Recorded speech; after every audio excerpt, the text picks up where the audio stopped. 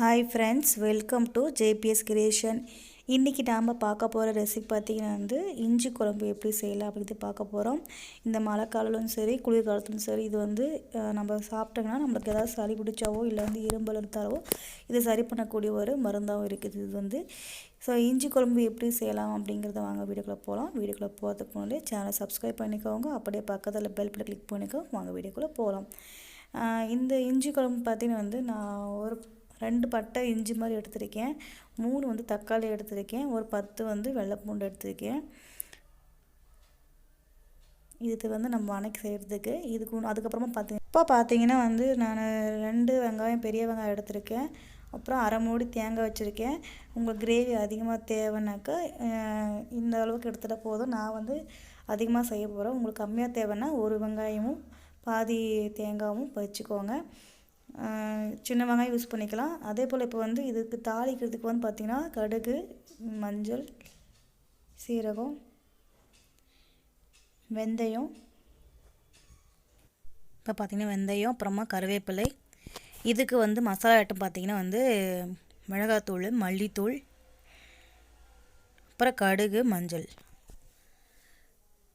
அதுக்கப்புறமா பார்த்திங்கன்னா ஒரு சின்ன எலுமிச்சை பழ அளவு சைஸ் நம்ம புளி எடுத்து ஊற வச்சுருக்கேன். இப்போ பார்த்திங்கன்னா நம்ம இஞ்சி நல்லா கட் பண்ணி எடுத்து வச்சுக்கிறோம். நம்ம காமிச்சு நான் 2 பட்டை இஞ்சி நம்ம நல்லா மேலே தோல் சீவி க்ளீன் பண்ணி நல்லா கழுவி எடுத்துட்டு நல்லா துண்டுக்கிட்ட நம்ம கட் பண்ணி எடுத்து வச்சுக்கிறோம். எடுத்து வச்சதுக்கப்புறமா ஒரு வானலில் நல்லெண்ணெய் ஊற்றிக்கோங்க. நல்லெண்ணெய் இல்லை அப்படின்னாக்கா நீங்கள் சமையல் எண்ணெய் யூஸ் பண்ணிக்கலாம். அதில் நம்ம கட் பண்ணி வச்சுருந்த அந்த இஞ்சியை நம்ம எல்லாத்தையுமே ஃபுல்லாக வணக்கி எடுத்துக்கிறோம். இது காரத்தன்மை அதிகமாகும். அதனால் நம்ம வணக்கி எடுக்கும்போது கொஞ்சம் தட்டுப்படும். அதனால் காரத்தை கம்மி பண்ணுறதுக்காக இது நல்லா வணக்கி எடுக்கிறோம். ஸோ இந்த மாதிரி வணக்கிட்டு நம்ம என்ன பண்ணுறோன்னா நல்லா ஆற வச்சுட்டு இதை நம்ம அரைச்சி எடுத்துக்கிறோம். ஃபுல்லாக ஆற வச்சதுக்கப்புறமா அதை அரைச்சி எடுத்துக்கோங்க. அரைச்சி எடுத்து தனியாக எடுத்து வச்சுக்கோங்க. இதை ஃபஸ்ட்டு இதை ஆற வச்சு எடுத்துட்டேன். மிக்ஸி ஜாரில் போட்டு நல்லா ஓட்டிக்குவாங்க. இந்த மாதிரி பார்த்திங்கன்னா இந்த மாதிரி தான் இருக்கும். கொஞ்சம் நரநக்கமாக தான் இருக்கும், வளவளன்னு. ஸோ அது தனியாக ஒரு பிளேட் தனியாக எடுத்து வச்சுக்கலாம்.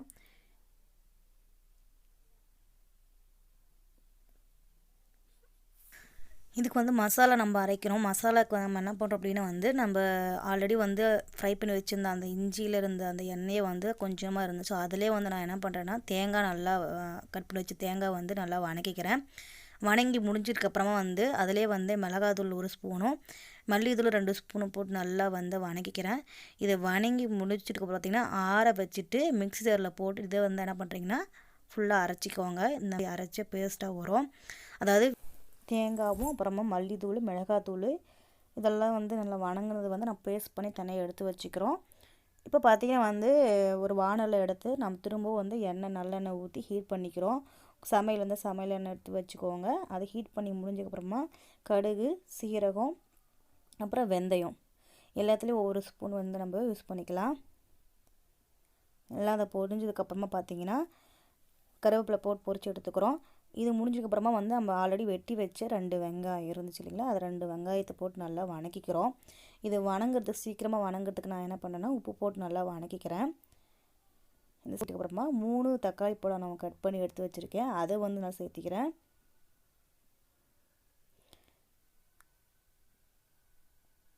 அதுக்கப்புறம் ஆல்ரெடி நம்ம அரைச்சி வச்சு அந்த விழுதை அந்த இஞ்சி விழுதை நம்ம எடுத்துக்கிறோம். அதை நல்லா மிக்ஸ் பண்ணி இந்த தக்காளி ஃபுல்லாக மேஷ் ஆகிடுக்கப்புறமா அதுக்கப்புறமா நம்ம இஞ்சி போட்டு நல்லா வணக்கிக்கிறோம்.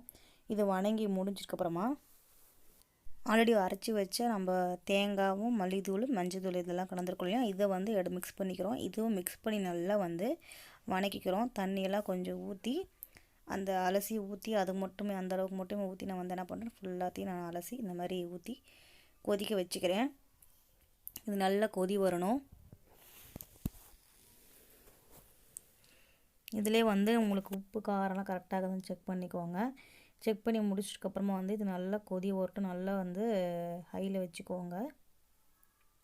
இந்தளவு கொதி வந்துருச்சு. இது கொதி வந்துட்டதுக்கப்புறமா நம்ம என்ன பண்ணுறோன்னா ஒரு எலுமிச்சை சின்ன அளவு சைஸ் நான் புளி வச்சுருந்தீங்களா, அந்த புளி நல்லா கரைச்சி வச்சுக்கோங்க. புளி கரைச்சி வச்சுட்டு அந்த புளி தண்ணி எவ்வளோ வச்சுருக்கீங்களோ அவ்வளோ தண்ணி மட்டுமே ஊற்றுங்க போதும். அந்த புளி தண்ணி மட்டுமே ஊற்றுற பாருங்க. இந்த தண்ணியிலே நல்லா வந்து வெந்து நல்லா வந்து எண்ணெய் பிரிஞ்சு வரணும். அந்த அளவுக்கு நம்ம வந்து கொதிக்க வச்சுட்டு இருக்கணும். அவ்வளோதான். கொதிச்சு முடிச்ச உடனே கொத்தமல்லி இலை இருந்துச்சுன்னா அதை போட்டு தூவிக்கோங்க. அப்படின்னா ஸ்கிப் பண்ணிக்கலாம். நீங்கள் வந்து இந்த வந்து நல்லா கொதிக்க வச்சு பார்த்தீங்கன்னாவே மேலே எண்ணெய் தெளிஞ்சு வெளியே வரும் பாருங்கள். ஸோ அவ்வளோதான், இறக்கி வைக்கிறது தான். இது சாதத்துக்கு மட்டும் இல்லாமல் டிஃபன் ஐட்டம் எல்லாத்துக்கும் யூஸ் பண்ணிக்கலாம். ரொம்ப டேஸ்ட்டாகவும் இருக்கும். ஸோ கண்டிப்பாக ட்ரை பண்ணி பாருங்கள். ட்ரை பண்ணி பார்த்துட்டு எப்படி இருக்குதுன்னு கமெண்ட் செக்கில் கமெண்ட் பண்ணுங்கள். பிடிச்சிருந்தால் லைக் பண்ணுங்கள். சப்ஸ்கிரைப் பண்ணுவாங்க, சப்ஸ்கிரைப் பண்ணிக்கோங்க. அப்படியே பக்கத்தில் இருக்கிற பெல் பட்டன் கிளிக் பண்ணுங்கள். தேங்க்ஸ்.